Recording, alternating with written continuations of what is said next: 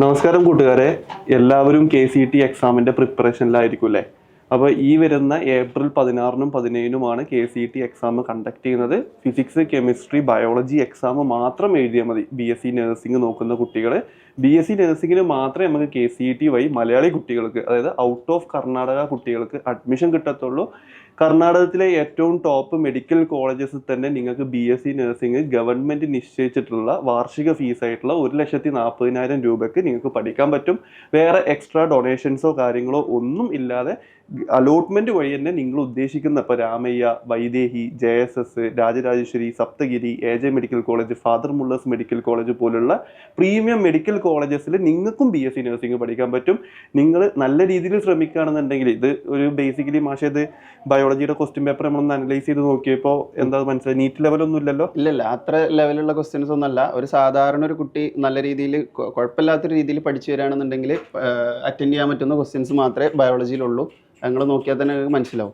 ഇത് ഷമീഫ് സാറാണ്. നിങ്ങൾക്ക് സുവോളജി അതുപോലെ തന്നെ ബോട്ടണി കഴിഞ്ഞ വർഷത്തെയും അതിൻ്റെ മുമ്പത്തെ വർഷത്തെയും ക്വസ്റ്റ്യൻ പേപ്പർ അനലൈസ് ചെയ്തിട്ട് ഈ വർഷം വെയിറ്റേജസ് കൂടുതലുള്ള ചാപ്റ്റേഴ്സും കാര്യങ്ങളൊക്കെ നിങ്ങൾക്ക് പറഞ്ഞു തരുന്നുണ്ട്. അതുപോലെ തന്നെ അതിൽ വരുന്ന ഓരോ ചാപ്റ്റേഴ്സിലെയും ഇൻഡെപ്ത് ആയിട്ട് നിങ്ങൾ ശ്രദ്ധിക്കേണ്ട ഓരോ ടോപ്പിക്കുകളും നമ്മൾ ഡിസ്കസ് ചെയ്യുന്നുണ്ട്. അതിൻ്റെ പുറമെ നമ്മൾ ഇതുമായിട്ട് ബന്ധപ്പെട്ട് ഇപ്പോൾ ഈ വർഷം നമുക്ക് എല്ലാം ഡിസ്കസ് ചെയ്യാനുള്ള സമയം നമ്മുടെ മുന്നിൽ ഇല്ല. കുറച്ച് ദിവസമുള്ളൂ എക്സാമിന്. അപ്പം നിങ്ങൾക്ക് ബേസിക് ആയിട്ട് വേണ്ട ഇത്രയും കാര്യങ്ങൾ നിങ്ങൾ ബേസിക് ആയിട്ട് നോക്കുകയാണെന്നുണ്ടെങ്കിൽ തന്നെ നിങ്ങൾക്ക് ഏതെങ്കിലും നല്ലൊരു മെഡിക്കൽ കോളേജിലോ നഴ്സിംഗ് കോളേജിലോ നിങ്ങൾക്ക് BSc നഴ്സിംഗിന് അഡ്മിഷൻ കിട്ടും എന്നുള്ളതിൽ വേറെ സംശയമോ കാര്യങ്ങളോ ഒന്നുമില്ല. സമയം ലേറ്റ് ആയി എന്ന് പറഞ്ഞിട്ട് പഠിക്കാതെ വെക്കണ്ട, നല്ല രീതിയിൽ പഠിക്കുക. അപ്പോൾ മാഷ് പറഞ്ഞുതരും ഏതൊക്കെ പാഠങ്ങളാണ് ഉള്ളത്, അതിൽ എത്ര ചോദ്യങ്ങളാണ് കഴിഞ്ഞ വർഷം ഇതിന് മുമ്പത്തെ വർഷം വന്നിട്ടുള്ളത്, അതിന്റെ വെയിറ്റേജസും കാര്യങ്ങളൊക്കെ മാഷ് പറഞ്ഞുതരും. അപ്പോൾ വീഡിയോ കംപ്ലീറ്റ് ആയിട്ട് കാണാം. നമ്മൾ ഏതായാലും എത്ര ചാപ്റ്റേഴ്സ് നമ്മൾ ഡിസ്കസ് ചെയ്യും? നമ്മളിപ്പോൾ ഒരു 8 ചാപ്റ്ററാണ് മൊത്തത്തിൽ നമ്മൾ ഡിസ്കസ് ചെയ്യാൻ വേണ്ടിയിട്ട് പോകുന്നത്. കാരണം 2023, 2024 പ്രീവിയസ് ഇയർ എക്സാം നോക്കുന്ന സമയത്ത് അതിൽ ഏറ്റവും കൂടുതൽ ക്വസ്റ്റ്യൻസ് ചോദിച്ചത് ബയോളജി ഈ 2 ചാപ്റ്ററിന് വേണ്ടിയിട്ടാണ്. ഇതിൽ ബോട്ടണി ഉണ്ട്, സുവോളജി ഉണ്ട്. ഓക്കെ, പിന്നെ അതേപോലെ തന്നെ ഇപ്പം നമ്മളെ KCET എക്സാമൊക്കെ നോക്കി കഴിഞ്ഞാൽ അതിൽ ബയോളജിയിൽ മാർക്ക് വാങ്ങുന്ന കുട്ടികൾക്ക് ഒരു പ്രത്യേകമായിട്ടുള്ള ഒരു പ്രിഫറൻസ്, അതേപോലെ തന്നെ സീറ്റ് പെട്ടെന്ന് അഡ്മിഷൻ കിട്ടുന്നുണ്ട്. ഫിസിക്സും കെമിസ്ട്രിയും അതായത് അതും ഇമ്പോർട്ടന്റ് തന്നെയാണ്. ബയോളജി കൂടുതൽ എന്തുണ്ട്? എക്സാക്ട്ലി, നമ്മളിത് കഴിഞ്ഞ വർഷം അനലൈസ് ചെയ്തതാണ്. അതായത് ബയോളജി, ഫിസിക്സും കെമിസ്ട്രിയിലേറെ ബയോളജിക്ക് കൂടുതൽ മാർക്ക് മേടിച്ച കുട്ടികൾക്ക് അത്യാവശ്യം നല്ല മെഡിക്കൽ കോളേജിൽ നഴ്സിംഗിന് കിട്ടിയിട്ടുണ്ട്. അപ്പോൾ ബയോളജി നിങ്ങൾ ഒന്നും കൂടി ഫോക്കസ് ചെയ്ത് പഠിക്കുക. അതായത് ഫിസിക്സും കെമിസ്ട്രിയും ഒഴിവാക്കേണ്ടതെന്നല്ല. 60 മിനിറ്റ് ആയിരിക്കും ക്വസ്റ്റ്യൻ പേപ്പർ ഉണ്ടായിരിക്കുക, 60 ചോദ്യങ്ങളായിരിക്കും ക്വസ്റ്റ്യൻ പേപ്പറിൽ ഉണ്ടായിരിക്കുക. 80 മിനിറ്റിന്റെ ഉള്ളിൽ നിങ്ങൾ എക്സാം ക്ലിയർ ചെയ്യണം. അപ്പൊ അത്യാവശ്യം നമുക്ക് പ്രോബ്ലം സോൾവ് ചെയ്യാനുള്ള സമയങ്ങളുണ്ട്. പിന്നെ നിങ്ങൾ ഇപ്പൊ ഇത് കൂടുതലും ഈ റിപ്പീറ്റ് ചെയ്യുന്ന കുട്ടികളല്ല ഇതിലോട്ട് വരുന്നത്. ഇപ്പൊ +2 കഴിഞ്ഞ കുട്ടികൾക്ക് ഈ എക്സാം ഇപ്പോൾ 1:40 സെക്കൻഡ് ഉണ്ട്, 1 മിനിറ്റ് 40 സെക്കൻഡ് കൊണ്ട് നമുക്ക് ഈ ക്വസ്റ്റ്യൻ ഓരോ ചോദ്യത്തിന് ഉത്തരം നൽകണം. അല്ലെന്നുണ്ടെങ്കിൽ നമുക്ക് സമയം ഉണ്ടാവില്ലല്ലോ. അപ്പൊ അവർക്ക് ഇത് എത്രത്തോളം ഇത് ഉപകാരപ്പെടും? അതായത് ഇത് അത്ര വലിയ ടഫുള്ള ക്വസ്റ്റ്യൻസ് ഒന്നും അല്ലല്ലോ. നിങ്ങൾ എന്താ പറയാ, ഈ കുറച്ച് സമയം കൊണ്ട് ചെയ്യാനുള്ള ക്വസ്റ്റ്യൻസ് ഇതിലുള്ളൂ. പക്ഷെ നമ്മൾ കൃത്യമായിട്ട് വായിക്കണം, നല്ല രീതിയിൽ NCERT അതേപോലെ തന്നെ അത്തരം കാര്യങ്ങളൊക്കെ കൺസെപ്ച്വലായിട്ട് നിങ്ങൾക്ക് നോളജ് ഉണ്ടെന്നുണ്ടെങ്കിൽ ശരിക്കും അത്ര സമയമൊന്നും എടുക്കൂല. പിന്നെ ചില പ്രോബ്ലമാറ്റിക് ആയിട്ടുള്ള ക്വസ്റ്റ്യൻസ് ഒക്കെ ഉണ്ട്. അത് നമുക്ക് ഈ ഒരു വീഡിയോയിൽ നമുക്ക് അടുത്ത ഓരോ ചാപ്റ്ററിൻ്റെതായിട്ടുള്ള കാര്യങ്ങളിൽ നമുക്ക് ഡിസ്കസ് ചെയ്യാം. അപ്പം നിങ്ങളെ സംബന്ധിച്ചിടത്തോളം കുഴപ്പമില്ലാത്ത രീതിയിൽ നിങ്ങൾ പഠിച്ചു പോകുകയാണെന്നുണ്ടെങ്കിൽ നിങ്ങൾക്ക് ഈ ഒരു സമയം കൊണ്ട് കൃത്യമായിട്ട് നിങ്ങൾക്ക് എന്ത് ചെയ്യാൻ പറ്റും, ഈ ഒരു എക്സാം എഴുതി തീർക്കാൻ പറ്റുന്ന രീതിയിലുള്ളതാണ് ഇവിടുത്തെ എക്സാമുകൾ ഉള്ളത്. അതുപോലെ തന്നെ നിങ്ങൾക്ക് നമ്മളിപ്പോൾ ഇത് മൊത്തത്തിൽ ഡിസ്കസ് ചെയ്യാനുള്ള സമയം നമ്മുടെ മുന്നിലില്ല. അപ്പം നിങ്ങൾക്ക് കൂടുതൽ ക്വസ്റ്റ്യൻ പേപ്പേഴ്സും കാര്യങ്ങളും ഇനി ഈ വർഷം ചോദിക്കാൻ സാധ്യതയുള്ള കാര്യങ്ങളൊക്കെ നമ്മൾ എന്ത് ചെയ്യുന്നുണ്ട്, നമ്മുടെ വാട്സപ്പ് ഗ്രൂപ്പിൽ നമ്മുടെ സാറുമാർ ഡിസ്കസ് ചെയ്യുന്നുണ്ട്. അപ്പോൾ എല്ലാവരും KCETയുടെ വാട്സപ്പ് ഗ്രൂപ്പിൽ ജോയിൻ ചെയ്യുക. സാറ് വെയിറ്റേജിനെ കുറിച്ചിട്ട് പറയും. അപ്പം ഞാൻ പോവാണ്. ബൈ.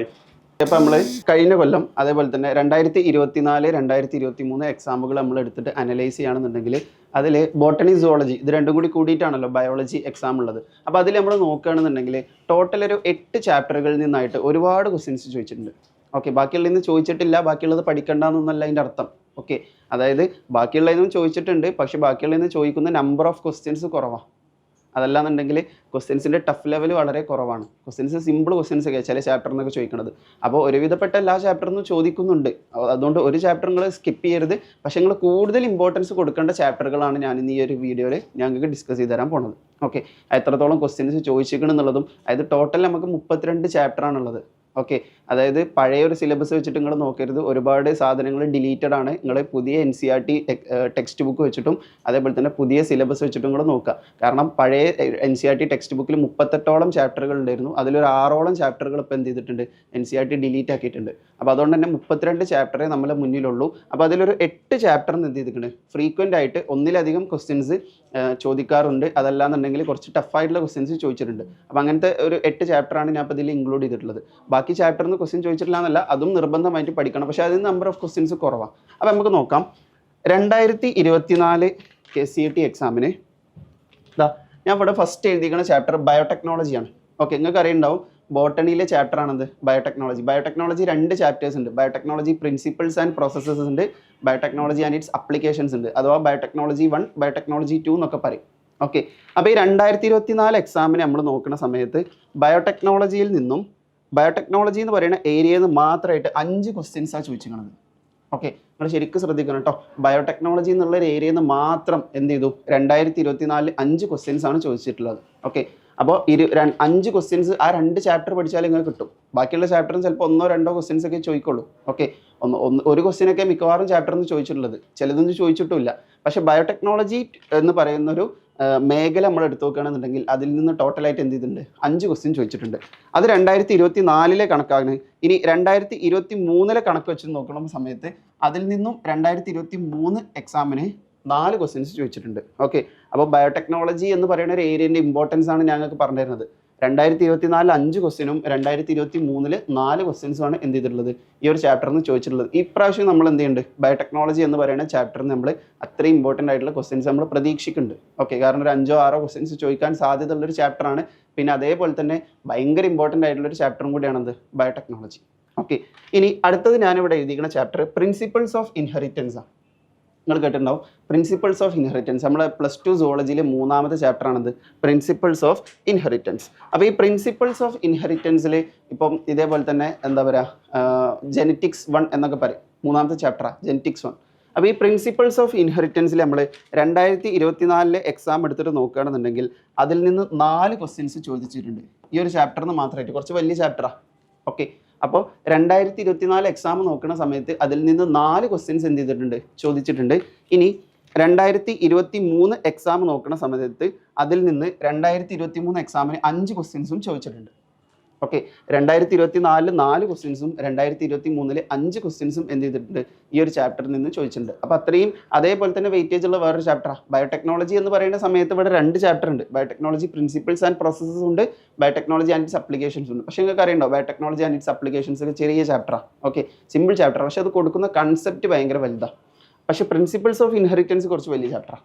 ഓക്കെ, ഇനി 3ാമത്തെ ഒരു ചാപ്റ്റർ ആണെന്ത്, മോളിക്കുലാർ ബേസിസ് ഓഫ് ഇൻഹെറിറ്റൻസ് അഥവാ genetics 2. Okay, molecular basis of inheritance. അതിൽ നിന്ന് 2024 എക്സാമിന് 4 ക്വസ്റ്റ്യൻസ് ആണ് ചോദിച്ചിട്ടുള്ളത്. ഓക്കെ, 2024 എക്സാമിന് 4 ക്വസ്റ്റ്യൻസും അതേപോലെ തന്നെ 2023 എക്സാമിനും 4 ക്വസ്റ്റ്യൻസ് ആണ് ചോദിച്ചിട്ടുള്ളത്.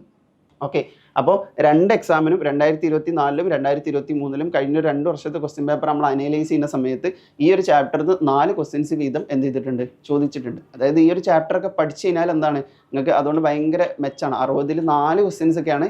അതായത് നിങ്ങളൊന്ന് ആലോചിച്ച് നോക്കൂ, ഇപ്പം നമ്മൾ 2024 കണക്കെടുക്കുകയാണെന്നുണ്ടെങ്കിൽ 60ൽ നിന്നും 13 ക്വസ്റ്റ്യൻസ് ഈ 3 ചാപ്റ്ററിനാണ്.